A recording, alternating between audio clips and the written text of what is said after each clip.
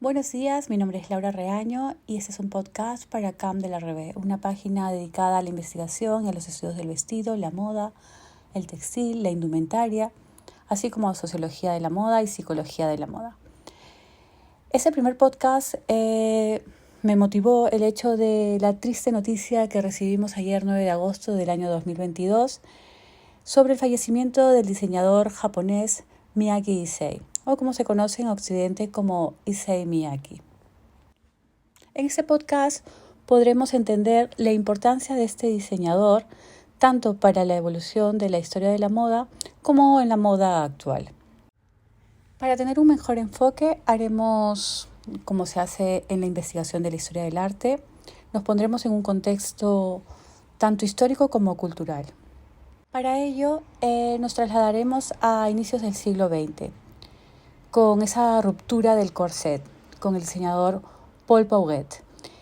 Pauguet es conocido por crear esa nueva silueta, ¿no? Una silueta traída de Oriente, tanto de Oriente Medio, con los kaftanes y las túnicas, como de Asia Oriental, con esos cortes de kimonos, de chaquetas, pantalones. Aunque históricamente se le atribuye este cambio de la silueta de la mujer a Coco Chanel, en realidad el pionero en ese movimiento fue Pauguet. ¿Por qué menciono a Pauguet y a Coco Chanel? Porque los dos tenían mucho interés por el orientalismo. ¿Ese orientalismo qué es? Era esa fascinación por lo de Oriente, como decía, Oriente Medio, Asia Oriental. Los viajeros comenzaban a escribir sobre esto. Los artistas se interesaban mucho sobre esa cultura. Es más, si ven fotos de Coco Chanel en su apartamento en París, toda su decoración era de estilo asiático, ¿no? Que traía desde porcelanas, cuadros, etc.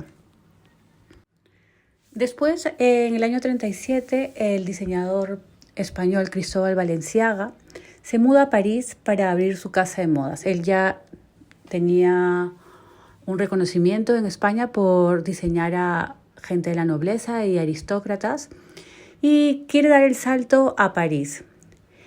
Él llama mucho la atención en París al punto de que Coco Chanel le llega a decir que él es el único de sus contemporáneos como el verdadero couturier, es decir, el único costurero de alta costura, ¿no?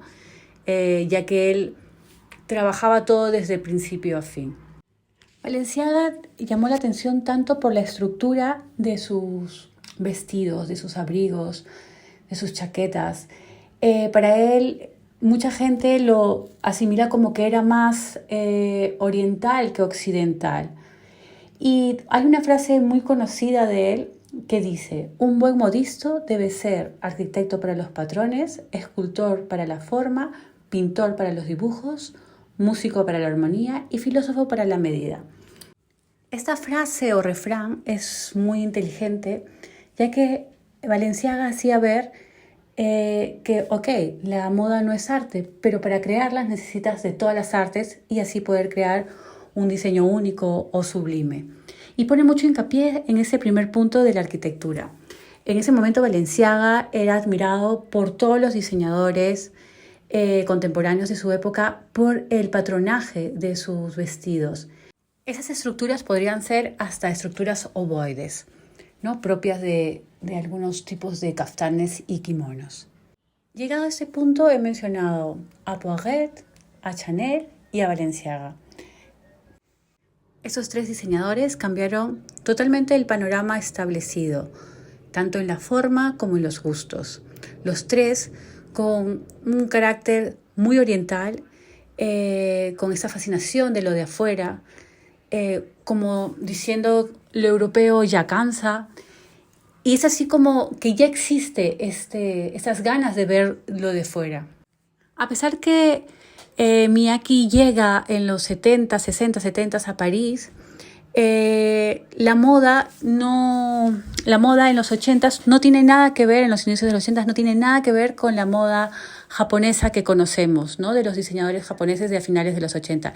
En esos inicios, diseñadores como Moschino, Givenchy, Paco Rabanne, Húngaro, a finales de los 80, ya en la zona de Inglaterra, Vivienne Westwood, son los que llaman más la atención.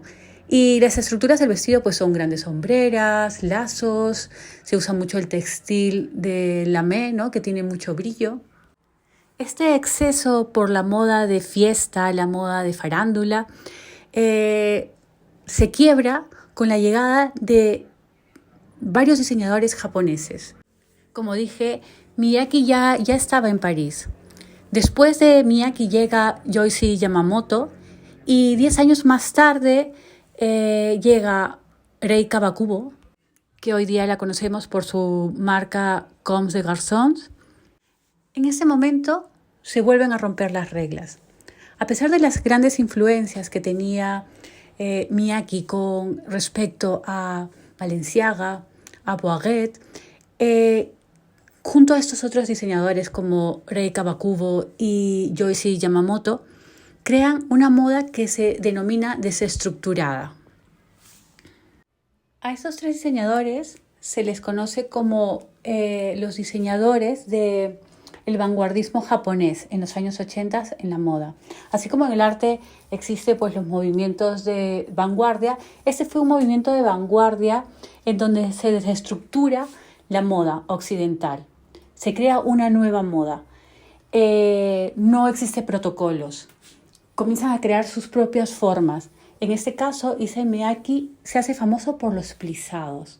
Plisados que ya había visto en vestidos de los años 20, de las telas del vestido Delfos de Fortuny. A pesar de que la técnica del plisado es una técnica artesanal que se trabaja tanto en Oriente como se trabaja también en casas artesanales en París, como actualmente el Atelier Lognon, que trabaja para pedidos de casas como la de Chanel, Hermès, Lanvin, y bueno, Dior, que tiene su propia casa atelier que trabaja las artesanías. Issey Miyake apuesta por el plisado, ese plisado que es una técnica artesanal, apuesta por esas nuevas estructuras que rompen esquemas. A mí lo que me parece curioso es que Issey Miyake era diseñador gráfico. Yo también soy diseñador gráfico y a veces cuando me ha tocado diseñar packaging, por ejemplo, ¿no? Cuando haces toda la estructura abierta del patrón de la caja, me hace recordar mucho a cómo él diseñaba sus patrones, porque muchos de sus patrones no tenías que coser varias piezas. A veces de una sola pieza sacaba toda la estructura del vestido. Eso lo podemos ver en diferentes páginas. Si ponemos patronaje o patterns de Issey Miyake, ¿no? Al igual que Rei Kawakubo o Yohji Yamamoto. En el libro Fashion Theory de Valerie Steele es directora del Fit Museo y también es directora del Fashion Institute of Technology en Nueva York.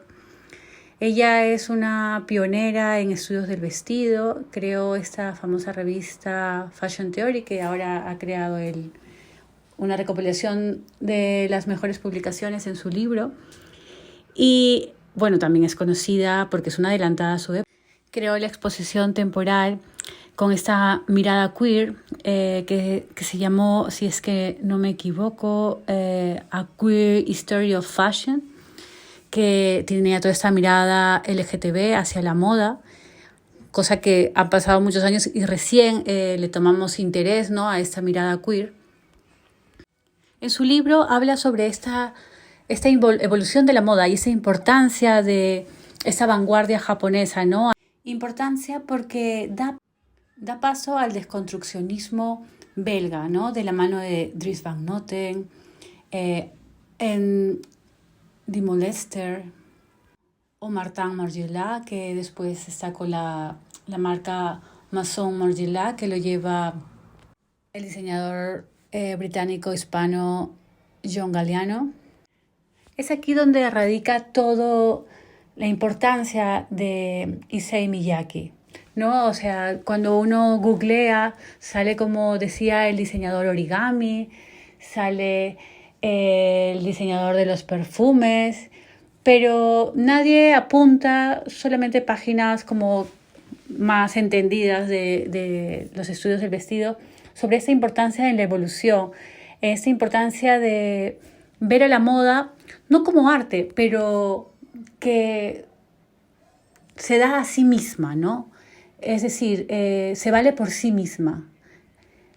Tiene su propia evolución, tiene sus propias vanguardias, tiene su propio pensamiento. Issey Miyake representa toda esa evolución que vemos actualmente. A pesar que llegó en los años 60, 70 a París y trabajó para marcas típicas parisinas como Guy Laroche o Givenchy, él supo hacerse su nombre con su propio estilo. Ayudó a muchos japoneses, diseñadores como Kenzo en un futuro, Junya Watanabe. Y bueno, y la moda actual, ¿no? Está totalmente representada en esas estructuras. Bueno, esta es mi pequeña aportación para hacer ver el valor de este diseñador japonés, en que supo influenciarse de los grandes, supo entender ese camino que le abrió el pensamiento de Poiret, de Chanel, de Balenciaga. Evolucionó el diseño basado en esas influencias, no solamente en eso, sino también en las técnicas textiles como la de Fortuny, que también liberó a la mujer con su vestido Delfos y ayudó a muchos más, ¿no?, a abrirles campo en la moda. Como repito, es un personaje, es un profesional importante para entender la evolución de la moda, para poderla continuar también. Y nada, les agradezco y pido mil disculpas por este podcast un poco raro, totalmente amateur, pero prometo hacerlo mejor en las próximas. Un saludo muy grande. Hasta luego.